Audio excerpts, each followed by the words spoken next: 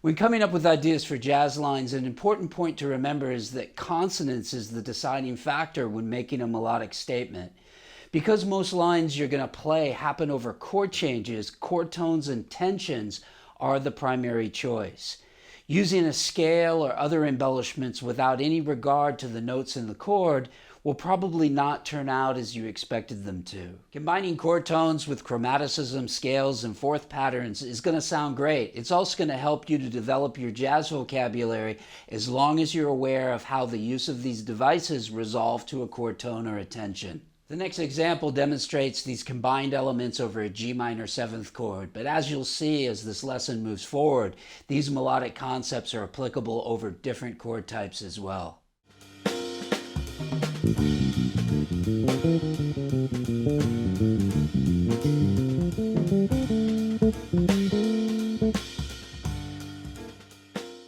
Okay, so let's go ahead and break this line down over a G minor 7th chord. Now, it starts on the 5th and it goes double chromatic above the flat 3. So I play a little pickup, which is an open string, kind of a ghosted note, into the 5th, and then go down to the flat 3. Okay, so double chromatic above into the flat 3. From there, I'm arpeggiating the B flat major 7th chord, which happens to be the flat 3, 5, flat 7, and 9 over the G minor 7 chord. Now, if you don't really get the relationship between chord tones and tensions yet, then you've really got to check out my book, Functional Harmonic Concepts. I'm going to put the link in the description box below. But in a nutshell, we usually, for theoretical purposes, to teach this material, would split chord tones and tensions into two separate parts. The chord tones being the lower functional part of the chord, which is our main source material for creating bass lines, and then the tensions, which is the sort of upper structure of the chord, which gives a little bit more melodic richness and is really used more for melodic sort of solos or features in bass lines, okay?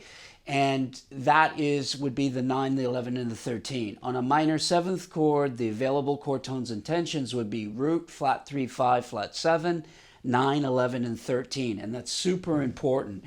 So when we further this line, we're going into the 5th, double chromatic above the flat 3, the 5, flat 7, 9, and then I go up to the 11, and then up to the 13. And from the 13, what I'm playing is this chromatic line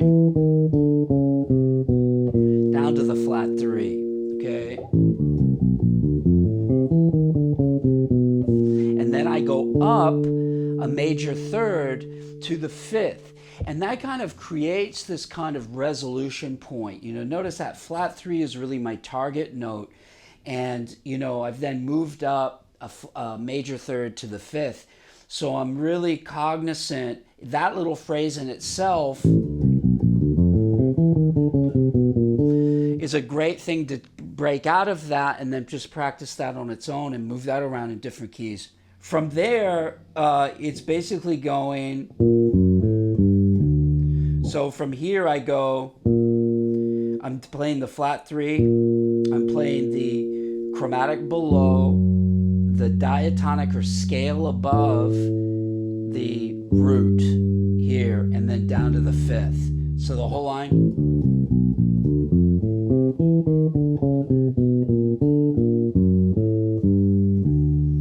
So notice how important these chord tones are. These are paramount, okay?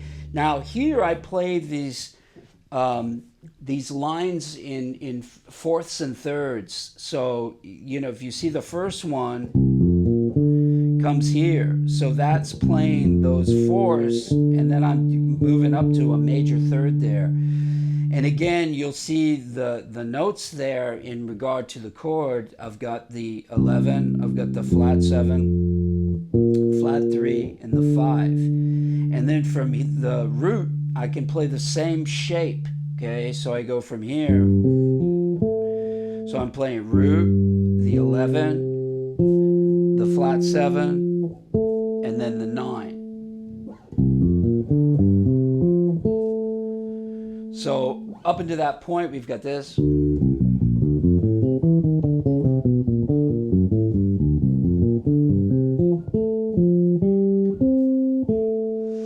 So here, this is all resolving into the tension 9.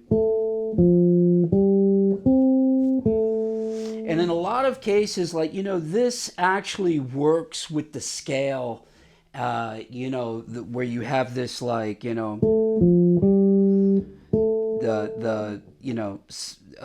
9 going down to the flat 7, then up to the root, and then I go to the 11 and then back to the 9. That works with the scale, but if you think of this as well, I did some stuff with Charlie Banakis, which was really intervallic work, and it dealt with a lot of these shapes and fourths and stuff.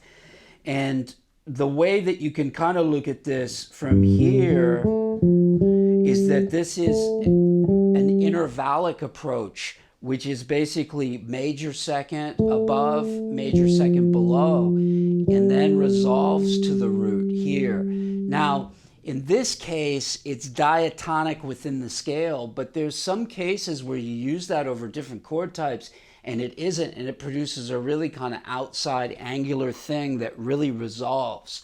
And it's really just the structure about it, and it's really kind of a more intervallic way of improvising. Maybe we'll do a lesson further down the road about that, but that's kind of, how that goes. So the whole line is this.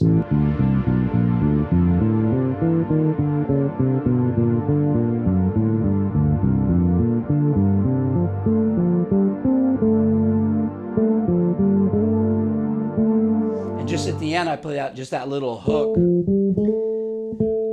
playing from the 9, the flat 7, the root, back into the 9, which is really effective just to kind of end it off and kind of gives it a kind of simple rhythmic kind of flavor as well, with just, a few melodic notes. But the main key thing to take away from this is the way that the chord tones and the tensions are really important. And if you have no awareness about this, then you're going to really get stuck with creating your lines. This is often the problem when people just take a scale and they try to improvise with it. It sounds very non-specific, and because of resolution points, people often get into trouble and it doesn't sound quite as good as they thought it would. So note how this kind of line is constructed, really thinking of the chord tones and the tensions as the primary. With that in mind, what I want to show you as well is how this kind of works over different chord types. So if we play this line over a B flat major 7th chord, it's going to sound like this.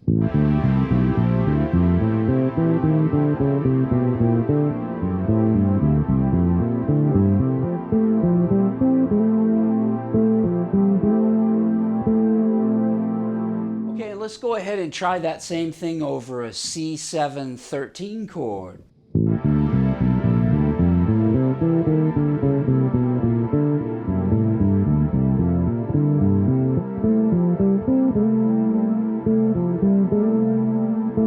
There's a lot more choices, but I hope that you can grasp the value of understanding chord tones and tensions in a much deeper way, and how that'll improve your ability when it comes to constructing your own jazz lines. In learning to construct jazz lines, it's important to understand where your lines are leading you regarding the chord you're playing over.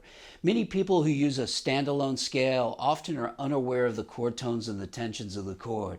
This can result in a line that sounds weak over the harmonic structure. If you're interested in becoming a better improvising bass player and learning great musical content from arpeggios to grooves, then subscribe to my channel now.